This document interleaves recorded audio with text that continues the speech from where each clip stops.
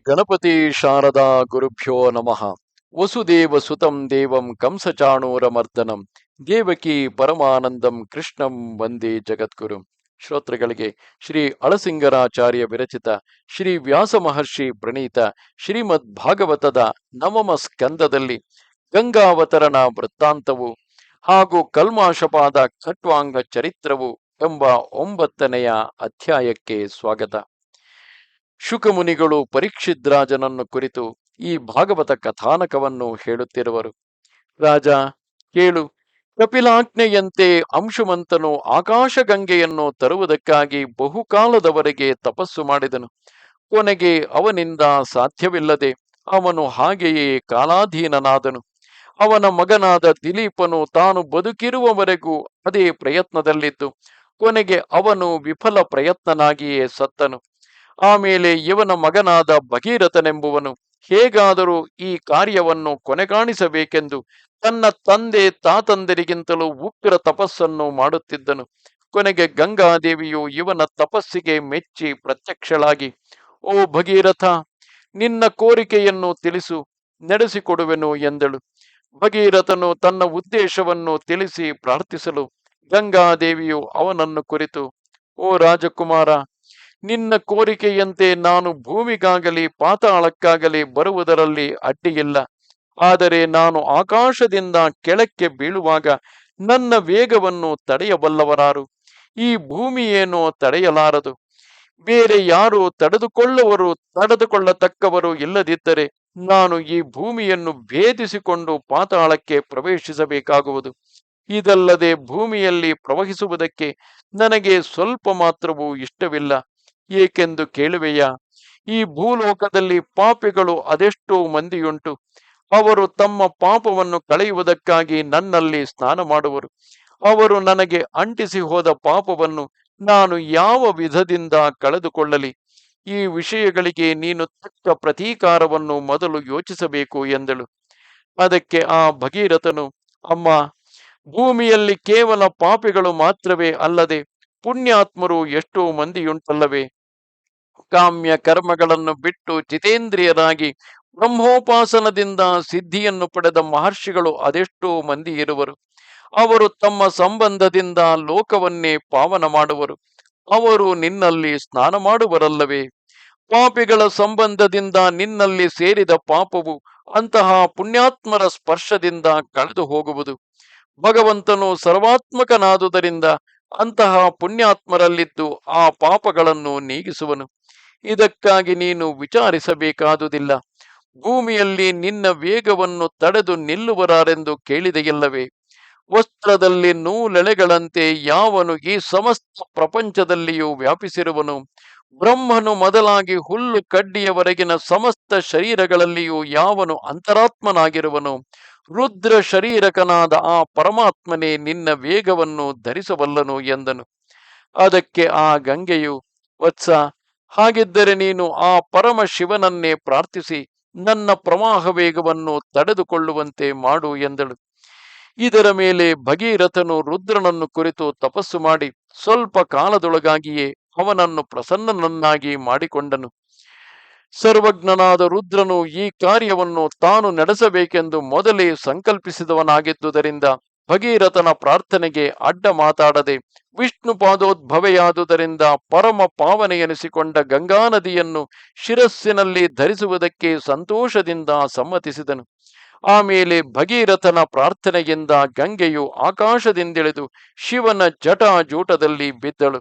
ಭಗೀರಥನು ಆ ಗಂಗೆಯನ್ನು ತನ್ನ ಪಿತೃಗಳ ಭಸ್ಮರಾಶಿಯು ಬಿದ್ದಿದ್ದ ಸ್ಥಳಕ್ಕೆ ಕರೆದುಕೊಂಡು ಹೋಗಬೇಕೆಂದು ಉದ್ದೇಶಿಸಿ ತನ್ನ ರಥವನ್ನೇರಿ ವಾಯುವೇಗದಿಂದ ಹೊರಟನು. ಗಂಗೆಯು ಆ ರಥದ ದಾರಿಯನ್ನೇ ಅನುಸರಿಸಿ ಹೋಗುತ್ತಾ ದಾರಿಯಲ್ಲಿ ಅನೇಕ ದೇಶಗಳನ್ನು ತನ್ನ ಸಂಬಂಧದಿಂದ ಪಾವನ ಮಾಡುತ್ತಾ ಕೊನೆಗೆ ದಗ್ಧರಾದ ಸಗರ ಕುಮಾರರ ಭಸ್ಮರಾಶಿಯನ್ನು ತನ್ನ ಪ್ರವಾಹ ಜಲದಿಂದ ತೊಳೆದಳು. ರಾಜ, ಅತಿ ಕ್ರೂರವಾದ ಬ್ರಾಹ್ಮಣ ಶಾಪದಿಂದ ದಗ್ಧರಾದ ಸಗರ ಪುತ್ರರು ಕೂಡ ಗಂಗಾ ಜಲ ಸಂಬಂಧದಿಂದ ಸ್ವರ್ಗವನ್ನು ಹೊಂದಿದರು. ಹೀಗೆ ಭಸ್ಮೀಭೂತವಾದ ತಮ್ಮ ಶರೀರದಿಂದಲೇ ಸಗರ ಪುತ್ರರು ಗಂಗೆಯನ್ನು ಸ್ಪರ್ಶಿಸಿ ಸದ್ಗತಿಯನ್ನು ಹೊಂದಿರುವಾಗ ದೃಢ ನಿಯಮದಿಂದ ಗಂಗಾ ಸ್ನಾನವನ್ನು ಮಾಡತಕ್ಕವರಿಗೆ ಸದ್ಗತಿಯುಂಟಾಗುವುದರಲ್ಲಿ ಏನಾಶ್ಚರ್ಯವು? ಸಂಸಾರ ತಾರಕನಾದ ಶ್ರೀಹರಿಯ ಪಾದತೀರ್ಥವೆನಿಸಿಕೊಂಡ ಗಂಗಾ ನದಿಗೆ ಈ ಪ್ರಭಾವವಿರುವುದೇನು ಅತಿಶಯವಲ್ಲ. ಆ ಭಗವಂತನ ಪಾದ ಕಮಲವನ್ನು ತಮ್ಮ ದೇಹದಲ್ಲಿ, ತಮ್ಮ ಹೃದಯದಲ್ಲಿ ಶ್ರದ್ಧೆಯಿಂದ ನಿಲ್ಲಿಸಿದ ಮಹಾಯೋಗಿಗಳು ರಾಗಾದಿ ದೋಷಗಳನ್ನು ನೀಗಿ ದುರ್ನಿವಾರವಾದ ಪ್ರಕೃತಿ ಸಂಬಂಧವನ್ನು ಬಿಟ್ಟು ಆ ಕ್ಷಣವೇ ಮುಕ್ತಿಯನ್ನು ಹೊಂದುವರು. ಇನ್ನು ಆ ಭಗವಂತನ ಪಾದತೀರ್ಥ ಸ್ಪರ್ಶದಿಂದ ಸದ್ಗತಿಯುಂಟಾಗುವುದರಲ್ಲಿ ಆಶ್ಚರ್ಯವೇನುಂಟು? ಓ ರಾಜ, ಇನ್ನು ಭಗೀರಥನ ಮುಂದಿನ ಸಂತತಿಯನ್ನು ಹೇಳುವೆನು ಕೇಳು. ಆ ಭಗೀರಥನಿಗೆ ಶುಕ್ರನೆಂಬ ಕುಮಾರನು ಹುಟ್ಟಿದನು. ಶುಕ್ರನಿಂದ ನಾಭಾವರನು, ಅವನಿಂದ ಸಿಂಧುದ್ವೀಪನು, ಅವನಿಂದ ಆ ಮಿತಾಯುವು ಜನಿಸಿದರು. ಆ ಮಿತಾಯುವಿನ ಮಗನು ಋತುಪರ್ಣನು. ಈತನೇ ಪ್ರಸಿದ್ಧನಾದ ನಳಚಕ್ರವರ್ತಿಗೆ ಮಿತ್ರನಾಗಿ ಅವನಿಂದ ಅಶ್ವವಿದ್ಯೆಯನ್ನು ತಾನು ತಿಳಿದುಕೊಂಡು ಅವನಿಗೆ ತನ್ನಲ್ಲಿದ್ದ ಅಕ್ಷ ಹೃದಯವನ್ನು ಉಪದೇಶಿಸಿದನು. ಈ ಋತುಪರ್ಣನಿಗೆ ಸರ್ವಕಾಮನೆಂಬ ಮಗನಾದನು. ಆತನ ಮಗನು ಸುದಾಸನು. ಸುದಾಸನ ಮಗನು ಮಿತ್ರಸಹನು. ಇವನು ಮದಯಂತಿ ಎಂಬುವಳನ್ನು ವರಿಸಿದನು. ಈ ಮಿತ್ರಸಹನನ್ನೇ ಕಲ್ಮಾಶಪಾದನೆಂದು ಹೇಳುವರು. ಈತನು ಒಮ್ಮೆ ವಸಿಷ್ಠ ಮಹರ್ಷಿಯ ಶಾಪದಿಂದ ರಾಕ್ಷಸನಾದನು. ಇವನಿಗೆ ಔರಸ ಸಂತಾನವು ಇಲ್ಲದೆ ಹೋಯಿತು ಎಂದನು. ಆಗ ಪರೀಕ್ಷಿತ್ ರಾಜನು ಶುಕಮುನಿಯನ್ನು ಕುರಿತು, ಓ ಮಹರ್ಷಿ, ಈ ಮಿತ್ರಸಹನು ಗುರುವಾದ ವಸಿಷ್ಠನ ಶಾಪಕ್ಕೆ ಗುರಿಯಾದುದೇಕೆ? ಈ ವೃತ್ತಾಂತವನ್ನು ನನಗೆ ತಿಳಿಸಬಹುದಾಗಿದ್ದರೆ ವಿವರಿಸಿ ಹೇಳಬೇಕು ಎಂದನು. ಅದಕ್ಕ ಶುಕನು, ರಾಜ ಕೇಳು. ಆ ಮಿತ್ರಸಹನು ಒಮ್ಮೆ ಬೇಟೆಗಾಗಿ ಕಾಡಿನಲ್ಲಿ ಸಂಚರಿಸುತ್ತಾ ಒಬ್ಬನೊಬ್ಬ ರಾಕ್ಷಸನನ್ನು ಸಂಹರಿಸಿ ಆ ರಾಕ್ಷಸನಿಗೆ ಸಹೋದರನಾಗಿದ್ದ ಮತ್ತೊಬ್ಬ ರಾಕ್ಷಸನನ್ನು ಕೊಲ್ಲದೆ ಅಲಕ್ಷ್ಯವಾಗಿ ಬಿಟ್ಟು ಬಿಟ್ಟನು. ಹೀಗೆ ತಲೆ ತಪ್ಪಿಸಿಕೊಂಡು ಹೋದ ರಾಕ್ಷಸನು ತನ್ನ ಅಣ್ಣನನ್ನು ಕೊಂದ ರಾಜನಿಗೆ ತಕ್ಕ ಪ್ರತೀಕಾರವನ್ನು ಮಾಡಬೇಕೆಂದು ಯೋಚಿಸಿ ವೇಷಧಾರಿಯಾಗಿ ಬಂದು ಆ ರಾಜನ ಮನೆಯಲ್ಲಿಯೇ ಅಡಿಗೆಯವನಾಗಿ ಸೇರಿಕೊಂಡನು. ಒಮ್ಮೆ ಕುಲಗುರುವಾದ ವಸಿಷ್ಠನು ರಾಜನ ಮನೆಯಲ್ಲಿ ಭೋಜನಾರ್ಥಿಯಾಗಿ ಬಂದಾಗ ಇವನು ಮನುಷ್ಯ ಮಾಂಸವನ್ನು ಪಕ್ವ ಮಾಡಿ ಅವನ ಎಲೆಗೆ ಬಡಿಸಿದನು. ಎಲೆಗೆ ಬಡಿಸುತ್ತಿರುವಾಗಲೇ ವಸಿಷ್ಠನು ಅದರ ದುರ್ಗಂಧದಿಂದ ಅದು ಅಭಕ್ಷ್ಯವಾದ ನರಮಾಂಸವೆಂಬುದನ್ನು ತಿಳಿದು ಕೋಪದಿಂದ ಹಿಂದು ಮುಂದು ಯೋಚಿಸದೆ ಮುಂದಿದ್ದ ರಾಜನನ್ನು ಕುರಿತು, ದುರಾತ್ಮ, ನನ್ನ ಭೋಜನಕ್ಕಾಗಿ ನರಮಾಂಸವನ್ನು ಇಕ್ಕಿಸುವೆಯಾ? ನೀನು ರಾಕ್ಷಸ ಜನ್ಮವನ್ನು ಹೊಂದು ಎಂದು ಶಪಿಸಿಬಿಟ್ಟನು. ಕೊನೆಗೆ ಅದು ರಾಕ್ಷಸನ ಕೃತ್ಯವೇ ಹೊರತು ರಾಜನ ತಪ್ಪಲ್ಲವೆಂದು ವಸಿಷ್ಠನಿಗೆ ತಿಳಿದು ಬಂದುದರಿಂದ ತಾನು ಕೊಟ್ಟ ಶಾಪಕ್ಕೆ 12 ವರ್ಷದವರೆಗೆ ಮಾತ್ರ ಕಾಲಾವಧಿಯನ್ನು ನಿರ್ಣಯಿಸಿ ಅದರ ಮೇಲೆ ಆ ರಾಜನಿಗೆ ರಾಕ್ಷಸ ಜನ್ಮವು ಬಿಟ್ಟು ಹೋಗುವಂತೆ ಅನುಗ್ರಹಿಸಿದನು. ಆದರೇನು, ಇಷ್ಟರಲ್ಲಿ ನಿರಪರಾಧಿಯಾದ ತನ್ನನ್ನು ಶಪಿಸಿದಕ್ಕಾಗಿ ರಾಜನಿಗೆ ವಸಿಷ್ಠನ ಮೇಲೆ ಅತ್ಯಾಕ್ರೋಶವು ಹುಟ್ಟಿತು. ಆ ಗುರುವಿಗೆ ಪ್ರತಿಶಾಪವನ್ನು ಕೊಡುವುದಕ್ಕಾಗಿ ಕೈಗೆ ನೀರನ್ನು ತೆಗೆದುಕೊಂಡು ಅದನ್ನು ಅಭಿಮಂತ್ರಿಸಿದನು. ಆ ಶಾಪ ಜಲವನ್ನು ವಸಿಷ್ಠನ ಮೇಲೆ ಪ್ರಯೋಗಿಸುವಷ್ಟರಲ್ಲಿ ಅವನ ಪತ್ನಿಯಾದ ಮದಯಂತಿಯು ಬಂದು ಪತಿಯ ಕೈಯನ್ನು ಹಿಡಿದು, ನಾಥ, ನಿಮಗೆ ಪರಮಪೂಜ್ಯರಾದ ಗುರುಗಳ ಮೇಲೆ ಕೋಪಿಸುವುದು ಯುಕ್ತವಲ್ಲ. ಈ ಶಾಪ ಜಲವನ್ನು ಕೆಳಗೆ ಚೆಲ್ಲಿಬಿಡು ಎಂದು ಪ್ರಾರ್ಥಿಸಿದಳು. ಅತಿ ಕ್ರೂರವಾದ ಆ ಶಾಪ ಜಲವನ್ನು ಎಲ್ಲಿ ಬಿಡಬೇಕೆಂದು ರಾಜನು ಸುತ್ತಲೂ ನೋಡಿದನು. ಭೂಮಿ, ಆಕಾಶ, ದಿಕ್ಕು ವಿದಿಕ್ಕುಗಳೆಲ್ಲವೂ ಅನೇಕ ಪ್ರಾಣಿಗಳಿಗೆ ನೆಲೆಯಾಗಿರುವುದನ್ನು ನೋಡಿ ಆ ಜಲವನ್ನು ಯಾವ ಕಡೆಗೆ ಚೆಲ್ಲಿದರೂ ಅಲ್ಲಲ್ಲಿನ ಪ್ರಾಣಿಗಳಿಗೆ ಅಪಾಯ ಉಂಟಾಗುವುದೆಂಬ ಶಂಕೆಯಿಂದ ರಾಜನು ಆ ಶಾಪ ಜಲವನ್ನು ತನ್ನ ಪಾದಗಳ ಮೇಲೆಯೇ ಬಿಟ್ಟುಕೊಂಡನು. ಅದರ ವೇಗದಿಂದ ಅವನ ಪಾದಗಳು ಸುಟ್ಟು ಇದ್ದಲಿನಂತೆ ಕಪ್ಪಾದವು. ರಾಜೇಂದ್ರ, ಈ ಕಾರಣದಿಂದಲೇ ಅವನಿಗೆ ಕಲ್ಮಾಶಪಾದನೆಂಬ ಹೆಸರಾಯಿತು. ಇವನು ಆ ಕ್ಷಣವೇ ವಸಿಷ್ಠ ಶಾಪದಂತೆ ರಾಕ್ಷಸ ರೂಪವನ್ನು ಹೊಂದಿ ಕಾಡು ಕಾಡಾಗಿ ತಿರುಗಿ ಮೃಗಗಳನ್ನು ಹಿಡಿದು ಭಕ್ಷಿಸುತ್ತಿದ್ದನು. ಹೀಗೆ ಆ ರಾಜನು ರಾಕ್ಷಸ ರೂಪದಿಂದ ಅರಣ್ಯದಲ್ಲಿ ಸುತ್ತುತ್ತಿರುವಾಗ ಒಂದಾನೊಂದು ಕಡೆಯಲ್ಲಿ ವನವಾಸಿಗಳಾದ ಇಬ್ಬರು ಮುನಿ ದಂಪತಿಗಳು ರಹಸ್ಯವಾಗಿ ಸಂಭೋಗ ಸುಖವನ್ನು ಅನುಭವಿಸುತ್ತಿದ್ದರು. ಕ್ಷುಧಾರ್ಥನಾಗಿ ಬರುತ್ತಿದ್ದ ಆ ರಾಕ್ಷಸನು ಅಕಸ್ಮಾತ್ತಾಗಿ ಆ ಮುನಿ ದಂಪತಿಗಳನ್ನು ಕಂಡು ಅವರಲ್ಲಿ ಪುರುಷನನ್ನು ಹಿಡಿದು ಭಕ್ಷಿಸುವುದಕ್ಕಾಗಿ ಯತ್ನಿಸಿದನು.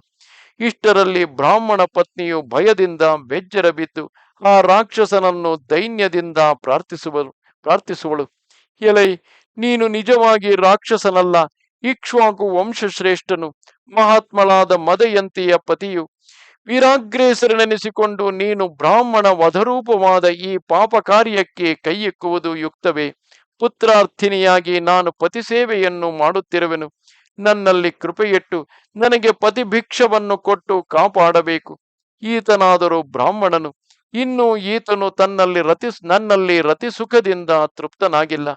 ಈ ಸ್ಥಿತಿಯಲ್ಲಿ ಇವನನ್ನು ನೀನು ಭಕ್ಷಿಸಬಹುದೇ? ಇದು ಮಹಾಪಾತಕವಲ್ಲವೇ? ಇದಲ್ಲದೆ ಮನುಷ್ಯ ದೇಹವೇ ಜೀವನಿಗೆ ಸರ್ವವಿಧ ಪುರುಷಾರ್ಥಗಳನ್ನು ಕೈಕೊಡಿಸತಕ್ಕದ್ದು. ಅಂತಹ ಮನುಷ್ಯರನ್ನು ಕೊಲ್ಲುವುದರಿಂದ ಅವನ ಶರೀರವನ್ನು ಮಾತ್ರವೇ ಅಲ್ಲದೆ ಆ ಜೀವನಿಗೆ ಅದರಿಂದ ಲಭಿಸಬಹುದಾದ ಇಹಪರ ಲೋಕಗಳ ಪುರುಷಾರ್ಥಗಳೆಲ್ಲವನ್ನು ನಿರ್ಮೂಲವಾಗಿ ಕೆಡಿಸಿದಂತಾಗುವುದು. ಆದುದರಿಂದಲೇ ಮನುಷ್ಯ ವಧವನ್ನು ಲೋಕದಲ್ಲಿ ಮಹಾಪಾಪ ಹೇತುವೆಂದು ಹೇಳುವರು.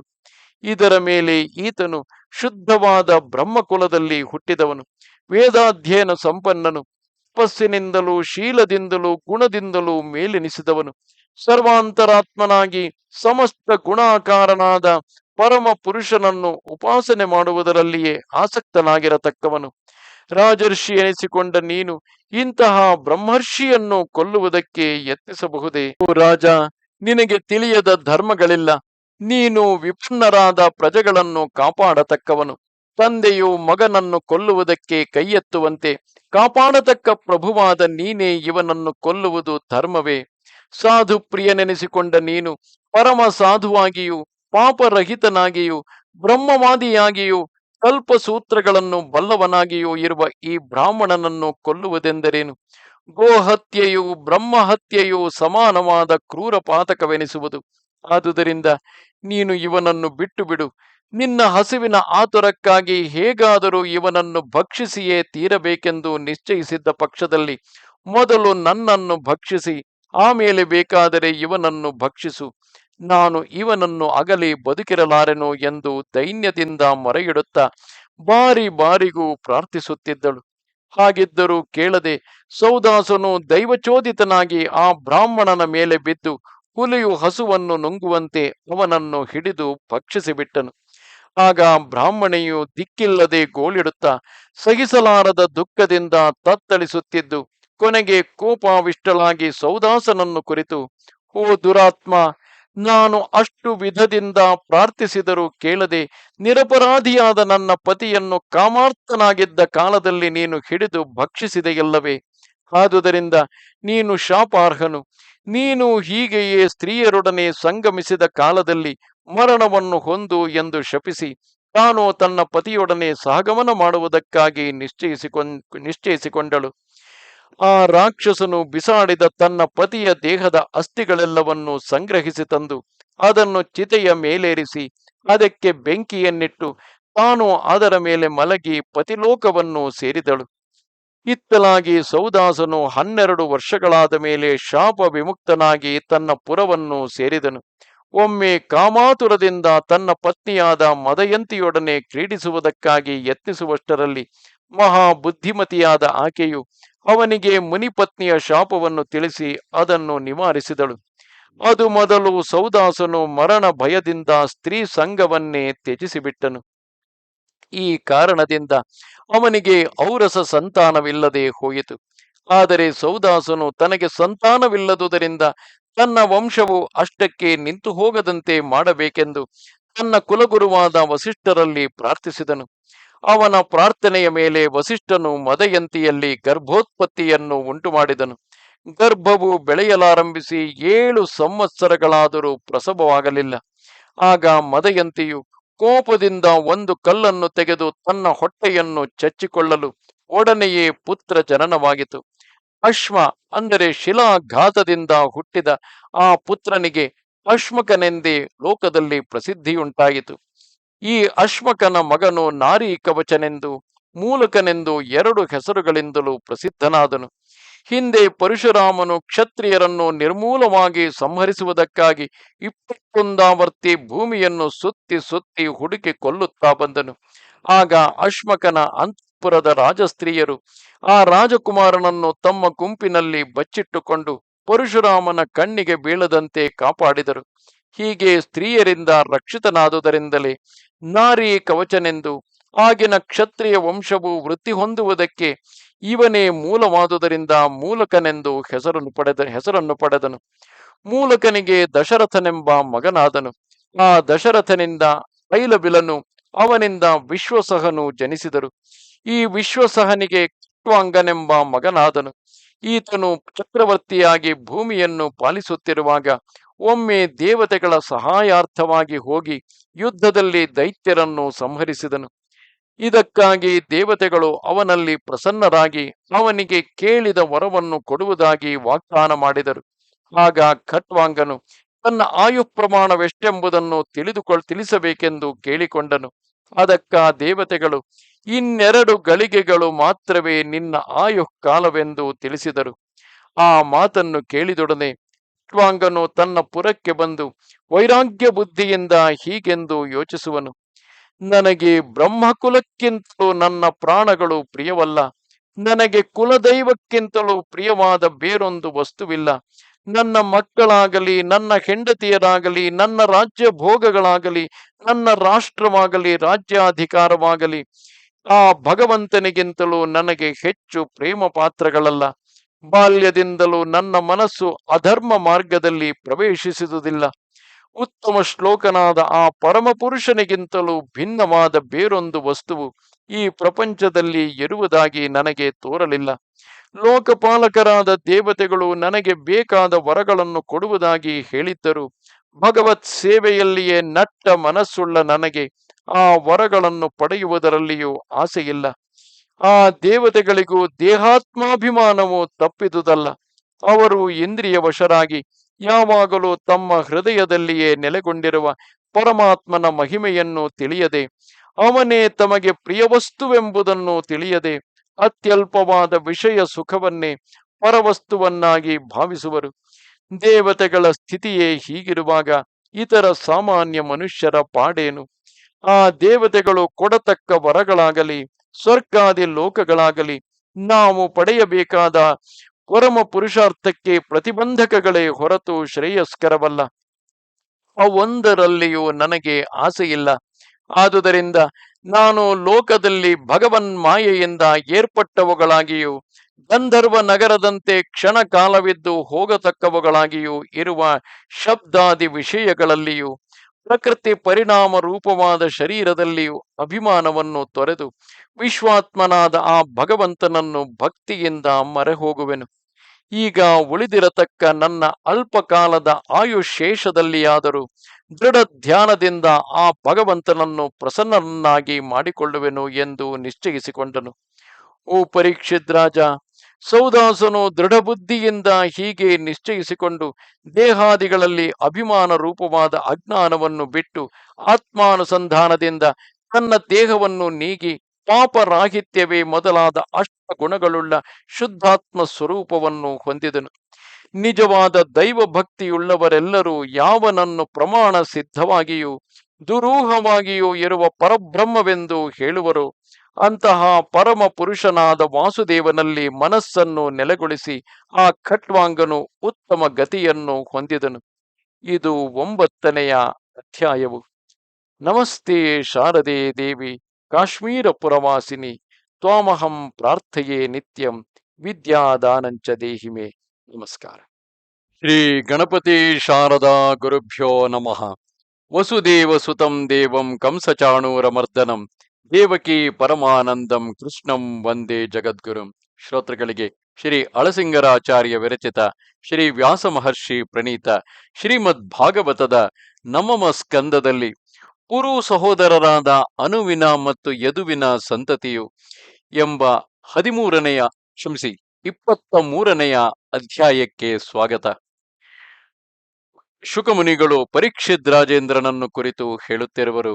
ರಾಜೇಂದ್ರ, ಯಯಾತಿಯ 5 ಮಂದಿ ಮಕ್ಕಳಲ್ಲಿ 5ನೇಯವನಾದ ಪುರುವಿನ ಸಂತತಿಯನ್ನು ಹೇಳಿದೆನಷ್ಟೇ. ಇನ್ನು 4ನೆಯ ಮಗನಾದ ಅನುವಿನ ವಂಶವನ್ನು ವಿವರಿಸುವೆನು ಕೇಳು. ಈ ಅನುವಿಗೆ ಸಭಾನರನು, ಅವನಿಂದ ಕಾಲನಾಭನು, ಅವನಿಂದ ಸಂಜಯನು, ಅವನಿಂದ ಜನಮೇಜಯನು, ಜನಮೇಜಯನಿಂದ ಮಹಾಶಾಲನು, ಆತನಿಂದ ಮಹಾಮನಸ್ಸೆಂಬುವನು ಜನಿಸಿದರು. ಈ ಮಹಾಮನಸ್ಸಿಗೆ ಉಶೀನನೆಂದು ತಿತ್ಕ್ಷುವೆಂದು 2 ಪುತ್ರರಾದರು. ಇವರಲ್ಲಿ ಉಶೀನರನಿಗೆ ಶಿಬಿ, ವನ, ಕ್ರಿಮಿ, ದರ್ಪರೆಂಬ 4 ಪುತ್ರರಾದರು.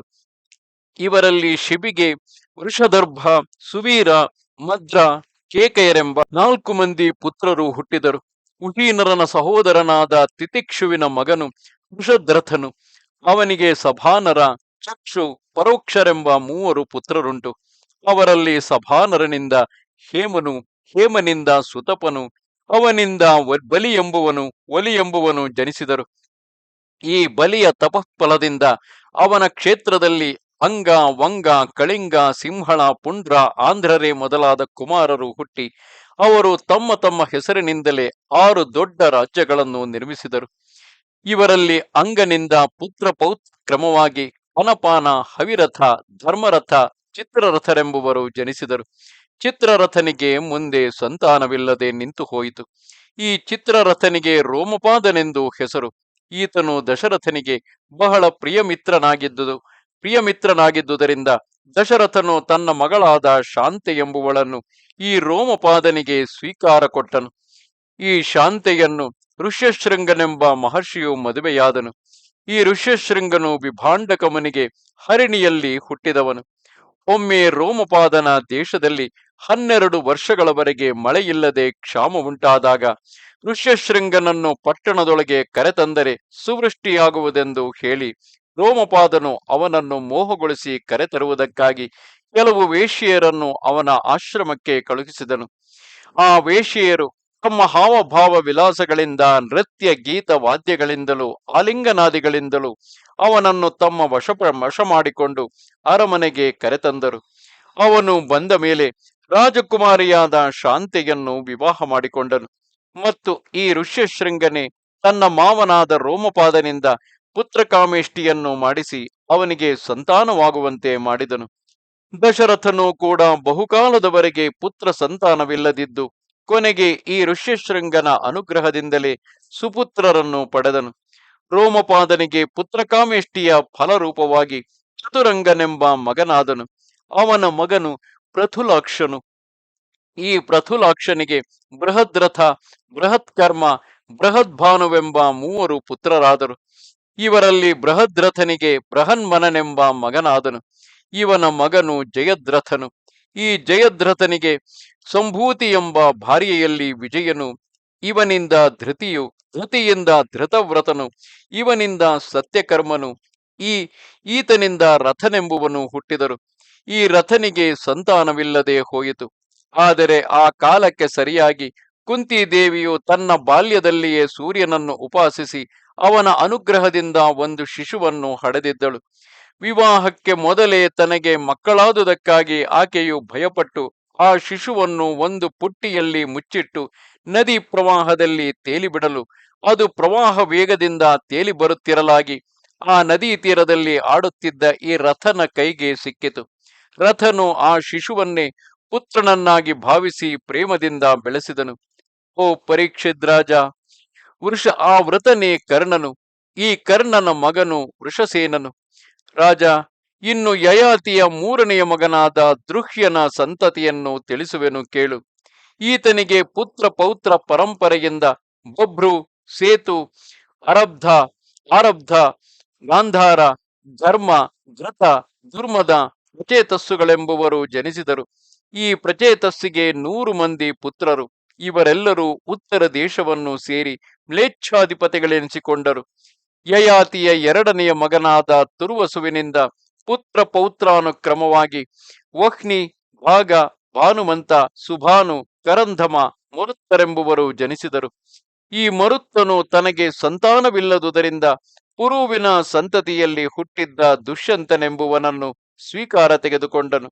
ಆದರೇನು, ಆ ದುಷ್ಯಂತನು ರಾಜ್ಯದಾಸೆಯಿಂದ ತಿರುಗಿ ಜನಕ ವಂಶವನ್ನೇ ಸೇರಿಕೊಂಡನು. ಓ ಪರೀಕ್ಷಿತ್ ರಾಜ, ಇನ್ನು ಯಯಾತಿಯ ಜ್ಯೇಷ್ಠ ಕುಮಾರನಾದ ಯದುವಿನ ವಂಶವನ್ನು ಹೇಳುವೆನು ಕೇಳು.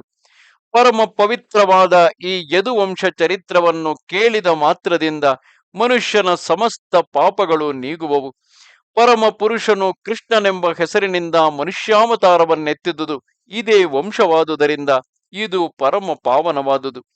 ಈ ವಂಶ ವಿಸ್ತಾರವನ್ನು ಹೇಳುವೆನು ಕೇಳು. ಯದುವಿಗೆ ಸಹಸ್ರಜಿತ್ತು, ಕ್ರೋಷ್ಟು, ನಲ, ರಿಪುವೆಂಬ 4 ಪುತ್ರರಾದರು. ಇವರಲ್ಲಿ ಜ್ಯೇಷ್ಠನಾದ ಸಹಸ್ರಜಿತ್ತಿಗೆ ಶತಜಿತ್ತೆಂಬ ಪುತ್ರನಾದನು. ಇವನಿಗೆ ಮಹಾಹಯ, ವೇಣುಹಯ, ಹೇಹಯರೆಂಬ 3 ಮಕ್ಕಳು ಹುಟ್ಟಿದರು. ಹೇಹಯನಿಗೆ ಧರ್ಮನೆಂಬ ಪುತ್ರನಾದನು. ಈ ಧರ್ಮನಿಂದ ನೇತ್ರನೆಂಬುವನು ಹುಟ್ಟಿದನು. ಈತನಿಗೆ ಕುಂತಿ ಎಂದು ನಾಮಾಂತರವುಂಟು. ಈ ಕುಂತಿಗೆ ಸೋಹಂಜಿ ಎಂಬ ಮಗನಾದನು. ಈತನ ಮಗನು ಮಹಿಷ್ಮಂತನು. ಇವನಿಂದ ಭದ್ರಸೇವಕನೆಂಬುವನು ಜನಿಸಿದನು. ಈತನಿಗೆ ದುರ್ಮದನೆಂದು ಧನಕನೆಂದು 2 ಮಕ್ಕಳಾದರು. ಇವರಲ್ಲಿ ಧನಕನಿಗೆ ಕೃತವೀರ್ಯ, ಕೃತಾಗ್ನಿ, ಕೃತವರ್ಮ, ಕೃತೌಜಸ್ಸುಗಳೆಂಬ 4 ಪುತ್ರರಾದರು. ಕೃತವೀರ್ಯನಿಗೆ ಅರ್ಜುನನೆಂಬ ಮಗನು ಹುಟ್ಟಿ ಸಪ್ತದ್ವೀಪಾಧಿಪತಿ ಎನಿಸಿಕೊಂಡನು. ಇವನೇ ಕಾರ್ತವೀರ್ಯಾರ್ಜುನನು. ಈತನು ಭಗವದಂಶಭೂತನಾದ ದತ್ತಾತ್ರೇಯನಿಂದ ಅಣಿಮಾದಿ ಯೋಗ ಸಿದ್ಧಿಗಳೆಲ್ಲವನ್ನು ಪಡೆದಿದ್ದನು. ಓ ಪರೀಕ್ಷಿತ್ ರಾಜ, ಹೆಚ್ಚೇಕೆ ಲೋಕದಲ್ಲಿ ಯಜ್ಞ, ದಾನ, ತಪಸ್ಸು, ಯೋಗಸಿದ್ಧಿ, ಶಾಸ್ತ್ರಜ್ಞಾನ, ವೀರ್ಯ, ಜಯ ಮುಂತಾದ ಸಮಸ್ತ ವಿಷಯಗಳಲ್ಲಿಯೂ ಇವನಿಗೆ ಸಮಾನರೆನಿಸಿಕೊಂಡ ರಾಜರು ಬೇರೊಬ್ಬರಿಲ್ಲ. ಈತನು 40,000 ವರ್ಷಗಳವರೆಗೆ ನಿರಂಕುಶವಾದ ಪರಾಕ್ರಮದಿಂದ ರಾಜ್ಯವನ್ನಾಳುತ್ತಾ ಅನವರತವು ಹರಿಧ್ಯಾನ ಪರನಾಗಿದ್ದನು. ಈಗಲೂ ಈತನ ನಾಮಸ್ಮರಣ ಮಾತ್ರದಿಂದಲೇ ಮನುಷ್ಯರಿಗೆ ಕಳೆದು ಹೋದ ವಸ್ತುಗಳೆಲ್ಲವೂ ಅನಾಯಾಸವಾಗಿ ಲಭಿಸುವವು. ಈತನು ಜೀವಿಸಿರುವವರೆಗೂ ಕ್ಷಯವಾದ ಇಂದ್ರಿಯ ಸುಖಗಳನ್ನು ಅನುಭವಿಸುತ್ತಿದ್ದನು. ಇವನಿಗೆ 1000 ಮಂದಿ ಮಕ್ಕಳಾದರು. ಆದರೆ ಇವರಲ್ಲಿ 5 ಮಂದಿ ಹೊರತು ಉಳಿದವರೆಲ್ಲರೂ ಪರಶುರಾಮನಿಂದ ಸಂಹೃತರಾದರು. ಯುದ್ಧದಲ್ಲಿ ಸತ್ತುಳಿದು ಬಂದ ಆ 5 ಮಂದಿಗೂ ಕ್ರಮವಾಗಿ ಜಯಧ್ವಜ, ಶೂರಸೇನ, ಕೃಷಣ, ಮಧು, ಊರ್ಜಿತರೆಂದು ಹೆಸರು. ಇವರಲ್ಲಿ ಜಯಧ್ವಜನಿಂದ ತಾಳಜಂಘನೆಂಬುವನು ಜನಿಸಿದನು. ಇವನಿಗೆ ತಾಳಜಂಘರೆಂಬ 100 ಮಂದಿ ಮಕ್ಕಳಾಗಿ ಅವರೆಲ್ಲರೂ ಔರ್ವ ಮಹಾಮುನಿಯ ತೇಜಸ್ಸಿನಿಂದ ದಹಿಸಲ್ಪಟ್ಟರು. ಈ 100 ಮಕ್ಕಳಲ್ಲಿ ಹಿರಿಯವನಾದ ವೀತಿಹೋತ್ರನೆಂಬುವನಿಗೆ ಮಧುವೆಂಬ ಪುತ್ರನಾದನು. ಅವನಿಂದ ವೃದ್ಧಿ ಮೊದಲಾದ 100 ಮಂದಿ ಪುತ್ರರು ಹುಟ್ಟಿದರು. ಇವರಿಗೆ ಮಾಳವರೆಂದು ಯಾದವರೆಂದು ಹೆಸರಾದುದಲ್ಲದೆ ಇವರಲ್ಲಿ ವೃಷ್ಣಿಯೇ ಜ್ಯೇಷ್ಠನಾದುದರಿಂದ ಇತರರಿಗೂ ವೃಷ್ಣಿಗಳೆಂದೇ ಹೆಸರಾಗಿ ಈ ಕುಲಕ್ಕೆ ವೃಷ್ಣಿ ಕುಲವೆಂದು ಪ್ರಸಿದ್ಧಿಯುಂಟಾಯಿತು. ಯದುವಿನ ಮಕ್ಕಳಲ್ಲಿ ಜ್ಯೇಷ್ಠ ಸಂತತಿಯು ಹೀಗಾಯಿತಷ್ಟೇ.